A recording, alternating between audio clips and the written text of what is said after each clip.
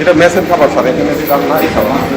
দেশের বিচারিক ইতিহাসে এমন দ্রুততা, এমন বিচার এবং এমন জনআলোচিত মামলার উদাহরণ খুব কমই দেখা গেছে। মাত্র ৬ কার্যদিবসের শুনানি, এরপরই আদালতের রায়। পুরো দেশ যেন তাকিয়েছিল একটি সিদ্ধান্তের অপেক্ষায়। অবশেষে সেই সিদ্ধান্ত এসেছে, কিন্তু বিচারিক রায় ঘোষণার পর কি সত্যিই শেষ হয়ে গেছে সবকিছু, নাকি এখনও বাকি রয়েছে আরও দীর্ঘ আইনি অধ্যায়? আজকের এই বিশেষ প্রতিবেদনে আমরা তুলে ধরব সেই প্রশ্নগুলোর উত্তর যেগুলো এখন ঘুরপাক খাচ্ছে লাখো মানুষের মনে। আদালতের রায় ঘোষণার পর বর্তমানে কোথায় আছেন আলোচিত মামলার প্রধান দুই আসামি সোহেল রানা ও তার স্ত্রী স্বপ্না খাতুন? কারাগারের ভেতরে তাদের দিন কিভাবে কাটছে? কেন তাদের সাধারণ বন্দীদের মতো রাখা হচ্ছে না? আর সবচেয়ে গুরুত্বপূর্ণ বিষয়, নিম্ন আদালতের ফাঁসির রায়ের পর আসলে কতটা পথ পাড়ি দিতে হয় চূড়ান্ত শাস্তি কার্যকর হওয়ার আগে? ঘটনা শুরু গত ১৯ মে রাজধানীর পল্লবীর একটি আবাসিক এলাকায়। দিনটি ছিল অন্য সব দিনের মতোই স্বাভাবিক।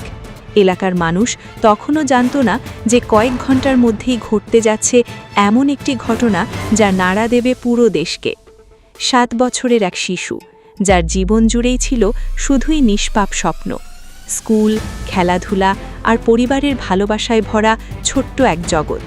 কিন্তু সেই জগৎ মুহূর্তেই অন্ধকারে তলিয়ে যায়। অভিযোগ অনুযায়ী প্রতিবেশী স্বপ্না খাতুন কৌশলে শিশুটিকে নিজের বাসায় নিয়ে যান। এরপর সেখানে সংঘটিত হয় এক নির্মম, নিষ্ঠুর এবং মানব বিবর্জিত ঘটনা। দীর্ঘ সময় ধরে শিশুটিকে খুঁজে না পেয়ে উদ্বিগ্ন হয়ে ওঠেন পরিবারের সদস্যরা। শুরু হয় খোঁজাখুঁজি। এক পর্যায়ে সন্দেহের ভিত্তিতে একটি কক্ষের দরজা ভেঙে ভেতরে প্রবেশ করা হলে উদ্ধার করা হয় শিশুটির নিথর দেহ। সেই দৃশ্য দেখে হতবাক হয়ে পড়েন উপস্থিত সবাই। মুহূর্তেই এলাকা জুড়ে ছড়িয়ে পড়ে আতঙ্ক, ক্ষোভ এবং শোক। খবরটি গণমাধ্যমে প্রকাশ পাওয়ার পর দেশ জুড়ে শুরু হয় তীব্র প্রতিক্রিয়া। সামাজিক যোগাযোগ মাধ্যম থেকে শুরু করে রাজপথ পর্যন্ত একটাই দাবি উচ্চারিত হতে থাকে, এই ঘটনার দ্রুত বিচার এবং দোষীদের সর্বোচ্চ শাস্তি নিশ্চিত করতে হবে। আইনশৃঙ্খলা বাহিনীও দ্রুত পদক্ষেপ গ্রহণ করে। তদন্তের প্রাথমিক পর্যায়ে আটক করা হয় প্রধান অভিযুক্ত সোহেল রানা এবং তার স্ত্রী স্বপ্না খাতুনকে। এরপর শুরু হয় বিচারিক কার্যক্রম। সাধারণত এ ধরনের মামলার বিচার প্রক্রিয়া দীর্ঘ সময় ধরে চললেও এই মামলায় দেখা গেছে ব্যতিক্রমী গতি। মাত্র ১৯ দিনের মধ্যে সম্পন্ন হয় তদন্ত ও বিচারিক কার্যক্রমের গুরুত্বপূর্ণ ধাপগুলো। টানা ৬ কার্যদিবস শুনানি শেষে আদালত ঘোষণা করেন বহুল প্রতীক্ষিত রায়। রায়ে সোহেল রানা এবং স্বপ্না খাতুনকে সর্বোচ্চ শাস্তি অর্থাৎ মৃত্যুদণ্ড প্রদান করা হয়। রায় ঘোষণার পর আদালত প্রাঙ্গণে উপস্থিত মানুষের মধ্যে দেখা যায় মিশ্র প্রতিক্রিয়া। অনেকেই এটিকে ন্যায় বিচারের বিজয় হিসেবে উল্লেখ করেন। নিহত শিশুর পরিবারও রায়ে সন্তোষ প্রকাশ করে।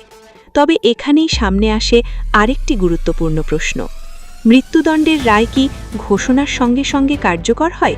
উত্তর হল না। বাংলাদেশের প্রচলিত আইন অনুযায়ী কোনো নিম্ন আদালত মৃত্যুদণ্ডের আদেশ দিলেই সেটি সঙ্গে সঙ্গে কার্যকর করা যায় না, বরং এরপর শুরু হয় আরও গুরুত্বপূর্ণ একটি বিচারিক ধাপ, যাকে বলা হয় ডেথ রেফারেন্স। এই প্রক্রিয়ায় নিম্ন আদালতের দেওয়া মৃত্যুদণ্ডের রায় স্বয়ংক্রিয়ভাবে উচ্চ আদালতের অনুমোদনের জন্য পাঠানো হয়। অর্থাৎ হাইকোর্ট বিভাগ রায়টি পুনরায় পর্যালোচনা না করা পর্যন্ত মৃত্যুদণ্ড কার্যকর করার কোনো সুযোগ নেই। আইন অনুযায়ী রায় ঘোষণার নির্দিষ্ট সময়ের মধ্যে মামলার সমস্ত নথিপত্র, সাক্ষ্য প্রমাণ, তদন্ত প্রতিবেদন এবং বিচারিক কার্যক্রমের পূর্ণ বিবরণ উচ্চ আদালতে পাঠানো হয়। এরপর শুরু হয় পেপার বুক প্রস্তুতের দীর্ঘ প্রক্রিয়া।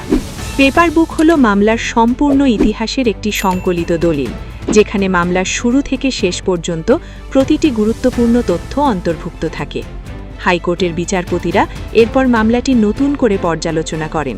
তারা খতিয়ে দেখেন তদন্তে কোনো ত্রুটি ছিল কিনা, সাক্ষ্য প্রমাণ যথেষ্ট শক্তিশালী কিনা এবং নিম্ন আদালতের রায় আইনগতভাবে সঠিক হয়েছে কিনা।